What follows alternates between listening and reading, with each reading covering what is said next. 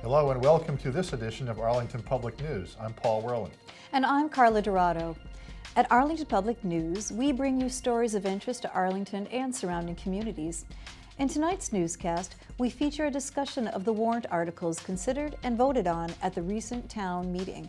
We tell you why Arlington Police Department has made restorative justice an important approach to community safety, and we report on an upcoming Sharps collection at the DPW. Plus, we tell you how APN is saluting the accomplishments of Black Americans in February. That and more coming up next. Please stay with us.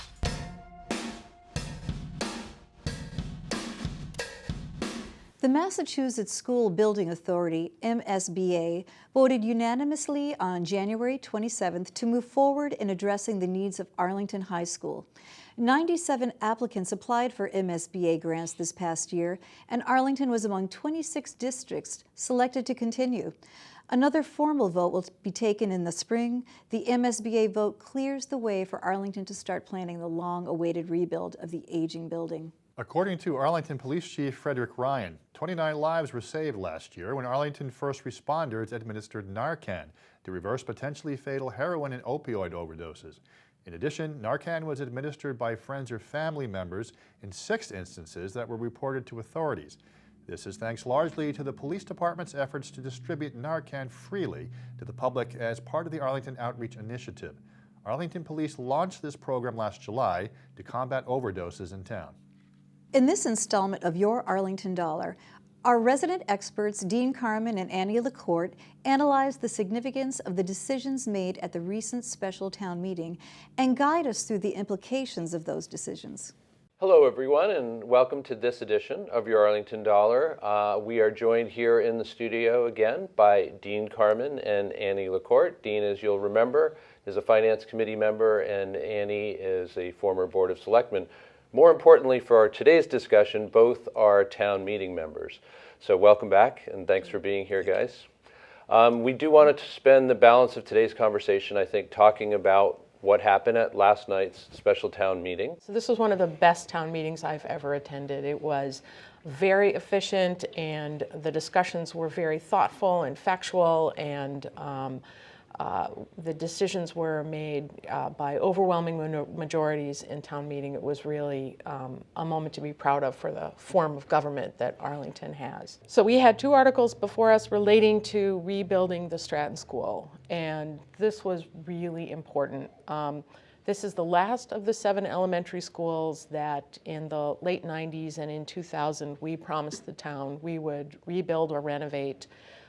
It's been a long struggle to get to the point where we had a plan for how we were going to provide equity at Stratton in terms of a renovation, and we had 2 articles before us last night to do that. One to pay for modular classroom space so that the students at Stratton would have some place to go to school while we renovate the rest of their building, and the other was to vote the capital funding to renovate the rest of their building. Now we were able to put together a plan for the Stratton, and it was a great community engagement process. The parents were involved in deciding what was the priorities for renovation of the building. We're not knocking the whole building down, but we're making, major renovations to the interior. In addition to Stratton, there were a couple of other things on the table. I know you're going to talk about Minuteman, Dean, but let me ask you first, what's the third of the things that was decided yesterday? The third of the things that started yesterday was the 2 modular additions, at Thompson School. So as we had talked about in our last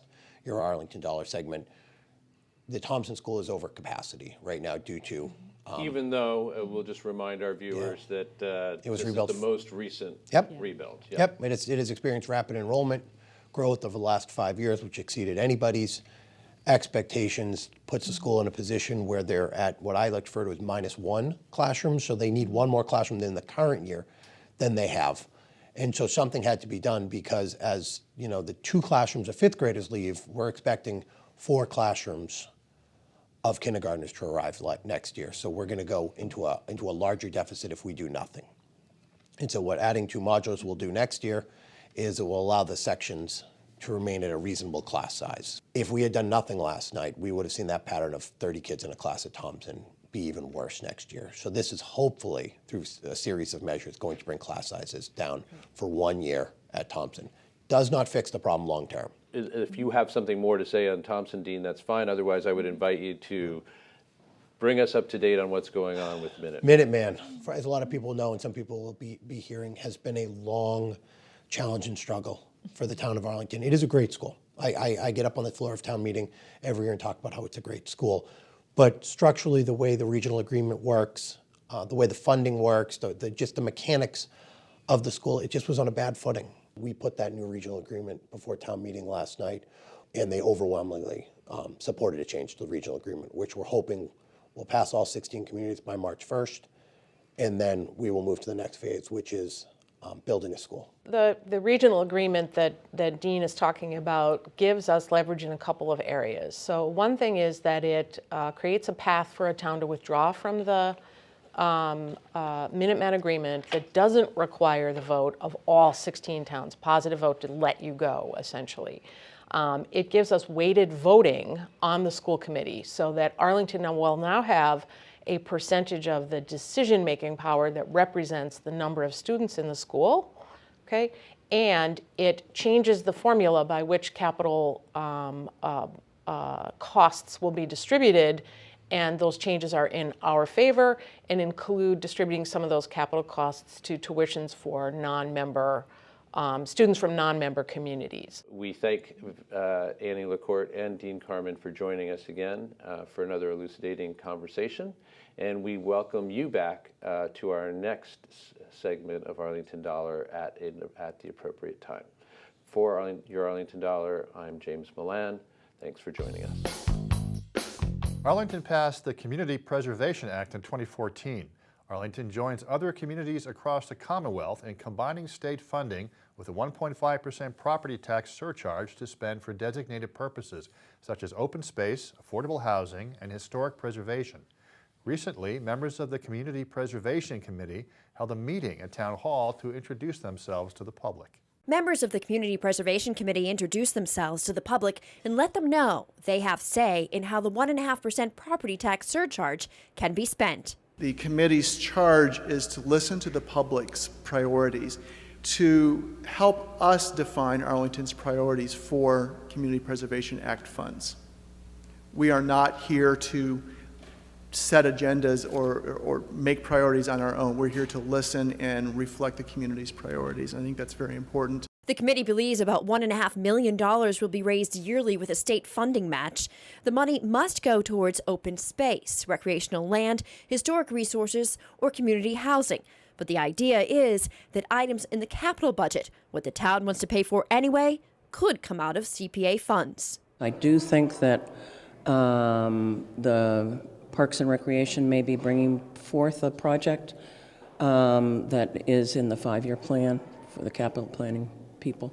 That would be obviously a win-win for the town, because we would be freeing up money in the capital plan to fund other things. Freeing up money in the capital plan makes sense now that the town could be facing an override to address recent school crowding that wasn't seen when voters approved the CPA tax in 2014. Whatever the project, committee members say it must be strong. We want to make sure that what we're presenting to town meeting is well thought up, well thought out, very carefully done, and something that people will welcome and not question. A member of Arlington's Capital Planning Committee pointed out that funds can be saved and encouraged organizations to present ideas and think big. The funding each year is not huge, but cumulatively it is very possible with CPA to fund larger projects. It's even possible to bond, to borrow using CPA funding. That, for example, is how Lexington bought Booza Farm. So think big is the message. Proposals must be submitted by February 22nd. The Community Preservation Committee would then submit them for a vote at town meeting this April. Brenda Mahoney, Arlington Public News. Now, Carla, there are many things in town, of course, worth preserving. What are some of the things in town you'd like to see some of these preservation dollars go toward? Well, so many things, but I definitely think the parks and open spaces, gardens are definitely a big part of it. But we also have those beautiful buildings. We've got our beautiful library, the Robbins Whittemore House, the Town Hall. All these things need tweaking and preserving. There's many to choose from. We're lucky to have those resources in town, and it's good that we have the funding now to help keep them alive. Definitely. To watch the extended version of your Arlington Dollar segment, go to our website at news.acmi.tv. Every April, the Patriots Day Parade celebrates Arlington's important role in the earliest days of the Revolutionary War. Due to a lack of funds and donations, Arlington did not hold its popular parade in 2015. This year, town officials are trying to bring back the parade and are looking for donations from businesses and residents to be able to do so. Hello, I'm Paula Neruda for Arlington Public News, and today I'm here with Christine Bongiorno, the Director of Health and Human Services, talking about the Patriots Day Parade. Arlington couldn't put on the parade last year. What are you doing differently this year in order to make sure it happens? So some changes have been made. We've established some new members on the committee. We've done some different types of outreach for fundraising. That I think was the biggest issue in the past. It's very difficult to raise funds to run a parade. So we really looked at different strategies to try to bring in some different funds from different areas in the community. So the parade was always received a small amount of funding from the town of Arlington. And where there had been volunteers running the parade in the past, and where we were unable to run the parade last year, the town decided that they would help with the fundraising for the future. So, in addition to giving the funds, the town also helps now with the fundraising. So at the current moment, we are hoping to have the Shriners in the parade. We're, again, still looking for funds to pay for all of the various bands. We pay a fee for the bands, and we don't have to pay for the various groups that march, but the bands are quite costly, and we're looking to raise about $20,000. The Shriners have committed. They are available that day, and we are looking at putting them in the parade. We just started fundraising 2 days ago, so we have some commitments from businesses in town. We do need $20,000 to make the parade happen. I think we're unsure at this point how much we're going to have by the end, but we do think that we'll have a pretty substantial parade based on the commitments we've had so far. In addition to just the general sponsorships by businesses, we would love to have just the small donors. Again, it takes a community to put this on, so even just the $25, $30 donations do count. They do help. We're also looking to possibly be selling some merchandise the day of to help us for next year.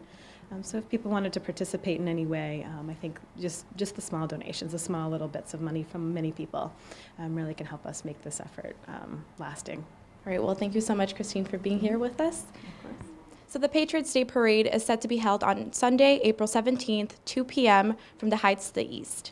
ACMi will be there with full coverage on the event. For Arlington Public News, I'm Paola Neruda. Medical sharps, such as needles and syringes, are not allowed to be disposed of in the trash for safety reasons. The DPW has teamed up with Health and Human Services to provide a collection of sharps.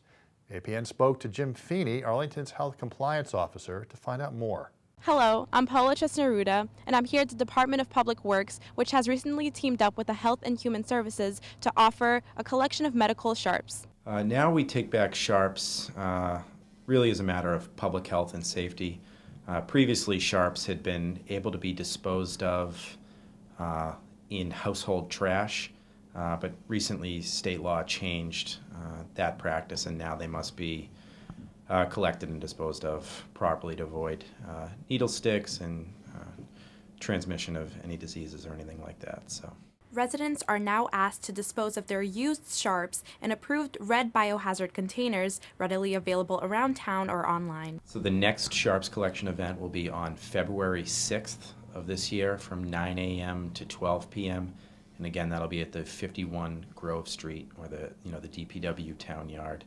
And then the next event following that will be on May 14th of 2016, and that'll be from 9 a.m. to 1 p.m. For Arlington Public News, I'm Paola Neruda. In partnership with the Community for Restorative Justice, C4RJ, the Arlington Police Department is giving first-time misdemeanor offenders a second chance outside of the traditional legal system. The program gives victims an active role in the process and encourages offenders to take responsibility for their actions and recognize the impact of their actions. The Arlington Police Department has been a longtime partner with Communities for Restorative Justice. We spoke with members of the APD to get a better understanding of this community initiative, which allows offenders to avoid jail time, but police point out that it serves the victims as well. Restorative Justice is a unique community-based partnership with police agencies that provides a different way of prosecuting cases, a different way of gaining closure on cases, which actually incorporates the victims of crime to actually have a voice in what happens. So for many years, the Arlington Police Department has been in partnership with Communities for Restorative Justice. They are a private, non-profit restorative justice organization. They are actually the only restorative justice provider that's recognized in the Commonwealth. We get the cases that come into the police station, so we review those cases. So our detective unit will review, they'll come upstairs to our unit. We review all the cases. If a specific case fits, that we want to push it towards restorative justice, I call the victim, I'll call the other involved party, and if they are both on board with it, which they have to be to move forward with this, because it's in a group setting. Everyone has to be involved, and everybody has to be on board with it. So we'll make those phone calls. If everybody is on board, we'll go forward with it through C4RJ, and at that point, they'll set up a meeting. They have a meeting with the involved party. Effectiveness is really based on the victim's feelings of how it all went. People that have gone through the restorative justice, we haven't had any repeat offenders, so we like to think that it's a fantastic way of dealing with things. We just like that ability to offer this option to victims in our community if this is what they want to be involved in. The important thing to recognize here is that restorative justice allows the victim to have say and to let the victim, it gives the victim the opportunity to let the offender know what they've done wrong and how it's harmed them. On behalf of Captain Richard Flynn and Inspector Ted DeFrancisco, my name is Stephanie Francis, and this is Arlington Public News. What a wonderful program, Paul. It really, from what I understand, takes the victim out of being the victim. It really puts you in control of the process and makes you feel you can actually do something good to help someone who's maybe in a bad situation. And not only that, it really offers first-time offenders a chance for rehabilitation, which is, of course, always a good thing. Throughout the month of February, Arlington Public News is airing a series of segments honoring Black History Month. As part of this series, we will feature individuals in and around the community responding to the question, what does Black History Month mean to you? Come to APN's mobile studio in Town Hall during any of the days and times on your screen to record your own response. Please join us in honoring the important contributions of African Americans to our nation's history. In the United States, income inequality, or the gap between the rich and everyone else, has been growing for some 30 years, according to economists' analysis of tax returns. To understand how we got here and what we can do as individuals and as a nation, news producer Peter Bermudez brings you this report. We've been hearing statistics like these with growing regularity. The top 1% of Americans controls 42% of the nation's wealth. The wage gap between CEOs and average workers has grown to 587 to 1. And the top 1% pay state taxes around 5.4%, while the bottom 20% pay almost 11%, double that of their counterparts at the top of the economic pyramid.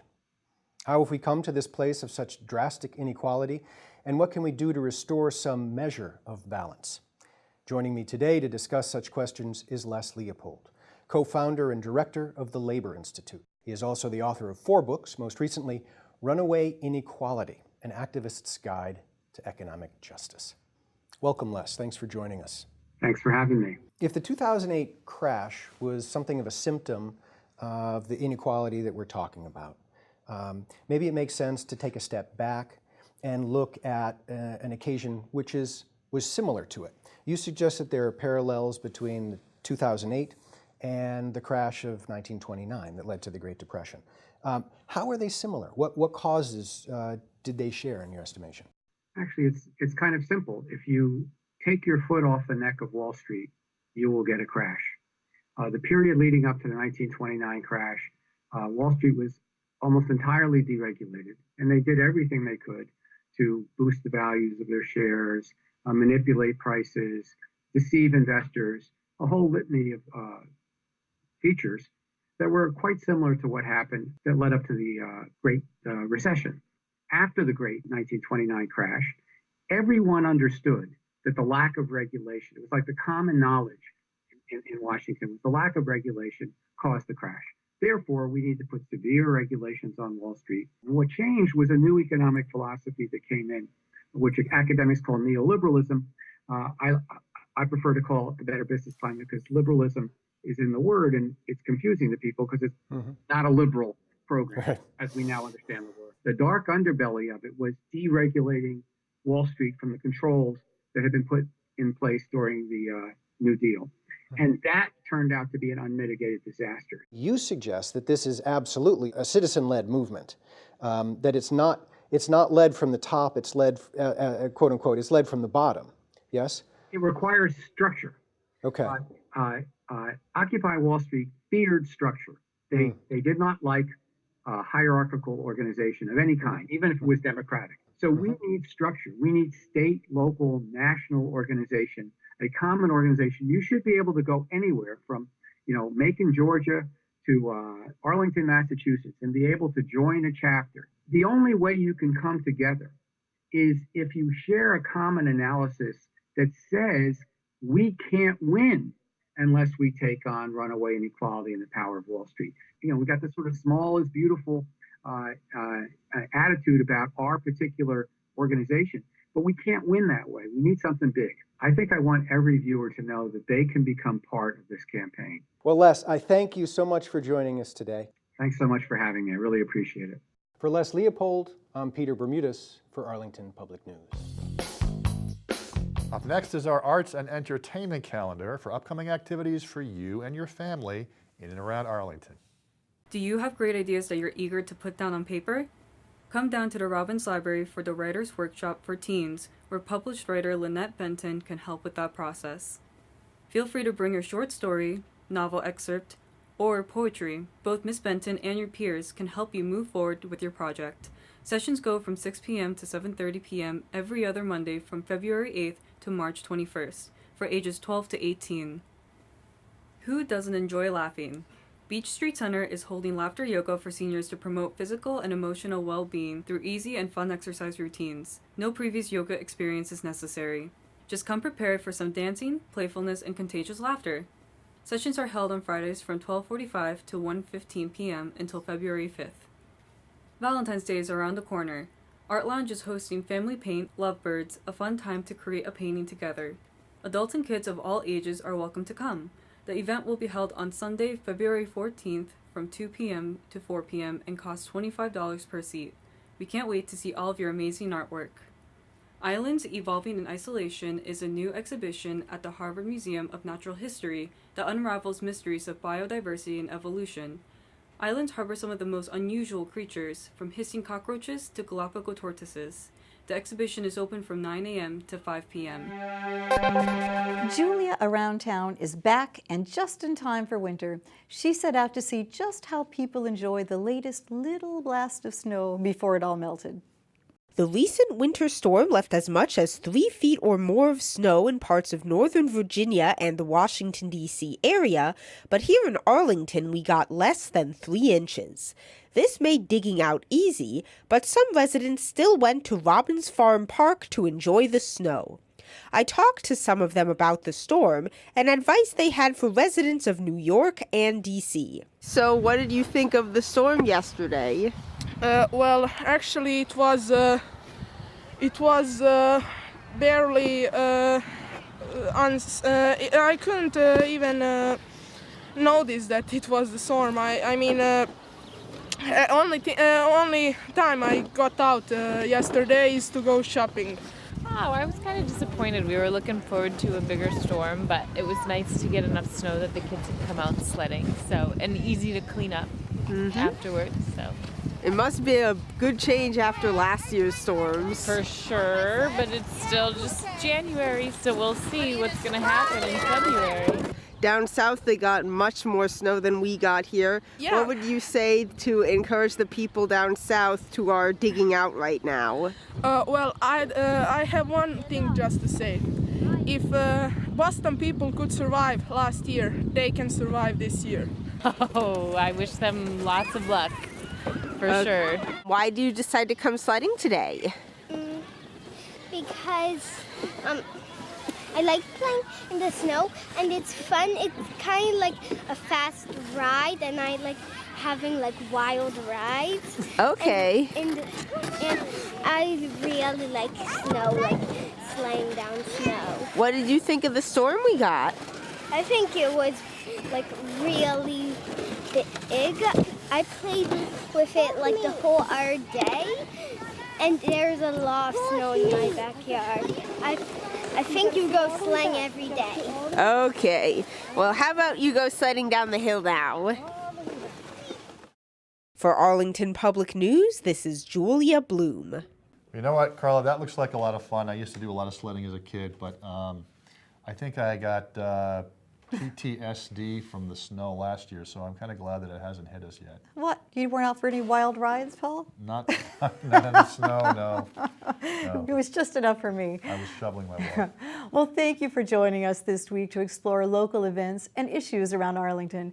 Check out extended interviews and our latest segments on the web at news.acmi.tv. And don't forget to like us on Facebook and follow us on Twitter at Arlington Public. Please join us next time for another edition of Arlington Public News. I'm Carla Dorado. And I'm Paul Werlin. See you next time.